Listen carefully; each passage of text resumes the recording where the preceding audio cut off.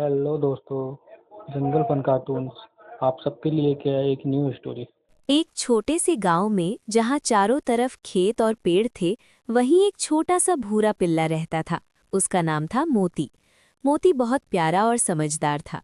उसकी बड़ी बड़ी मासूम आंखें और हमेशा हिलती हुई पूंछ देखकर हर कोई खुश हो जाता था। हालांकि मोती का कोई मालिक नहीं था, लेकिन वो पूरे गांव में घूमता रहता था और सबकी रखवाली करता था।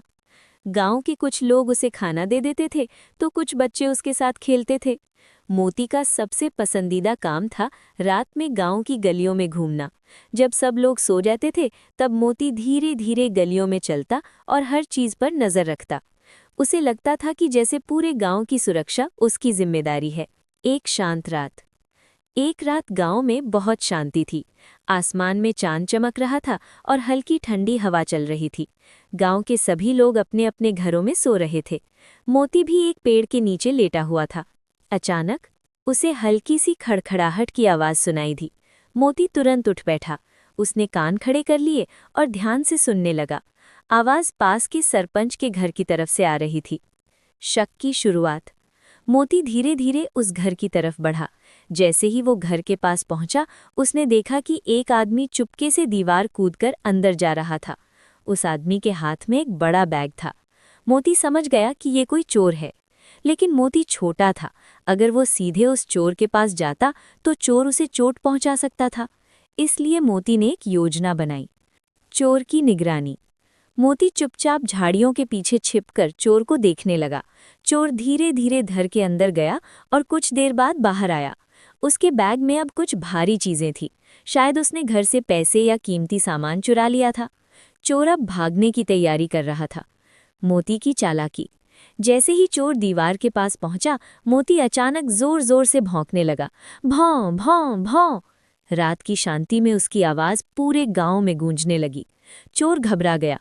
उसने जल्दी से दीवार कूदने की कोशिश की, लेकिन मोती लगातार भौंकता रहा और चोर के पीछे पीछे दौड़ने लगा। गांव वाले जाग गए। मोती की जोर जोर से भौंकने की आवाज सुनकर कई लोग जाग गए। घर के अंदर से लोगों ने पूछा, इतनी रात को कुत्ता क्यों भौंक रहा है? सरपंच भी उठकर बाहर आए। जैसे ही उन्होंने देखा कि एक आदमी दीवार कूदकर भाग रहा है, उन्हें समझ आ गया कि ये चोर है। उन्होंने जोर से चिल्लाया, चोर चोर। चोर की भागने की कोशिश। चोर तेजी से भागने लगा, लेकिन मोती भी उसके पीछे पीछे दौड़ रहा था। मोती लगातार भौंकता जा रहा था, जिससे गांव के बाकी लोग भी जाग गए। कुछ ही मिनटों में कई लोग हाथों में डंडे लेकर बाहर आ गए। अब चोर घबरा गया था। वो भागते भागते एक गली में मुड़ा, लेकिन वहां पहले से ही गांव के कुछ लोग खड़े थे। अब चोर चारों तरफ से घिर चुका था। चोर पकड़ा गया। गांव वालों ने चोर को पकड़ लिया। जब उन्होंने उसका बैग खोला तो उसमें सरपंच के घर के पैसे और गहने थे। सबको समझ आ गया कि अगर मोती भौंककर सबको नहीं जगाता तो चोर आसानी से भाग जाता। सबकी नज़र मोती की तरफ गई। अब सबकी नज़र मोती की तरफ गई। वो थोड़ी दूरी पर खड़ा था और अपनी पूंछ हिला रहा था, जैसे उसे समझ ही नहीं था कि उसने कितना बड़ा काम कर दिया है। सरपंच आगे आए। उन्होंने प्यार से मोती के सिर पर हाथ फेरा और कहा, आज इस छोटे से पिल्ले ने पूरे गांव को चोर से बचा लिया। मोती बना गांव का हीरो। अगले दिन पूरे गांव में सिर्फ मोती की ही चर्चा थी। लोग कह रहे थे, अगर मोती नहीं होता तो चोर सब सामान लेकर भाग जाता। गांव के बच्चों ने मोती के लिए दूध और बिस्किट लाए। किसी ने उसके लिए एक नया लाल कॉलर भी खरीद कर दिया।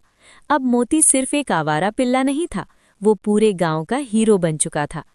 नई जिंदगी। गांव के लोगों ने मिलकर मोती के लिए एक छोटा सा घर भी बना दिया। अब उसे सड़कों पर नहीं सोना पड़ता था। हर कोई उसे प्यार करता था। और रात में जब भी मोती गलियों में घूमता, लोग मुस्कुराकर कहते, देखो, हमारा रक्षक आ गया। कहानी की सीख।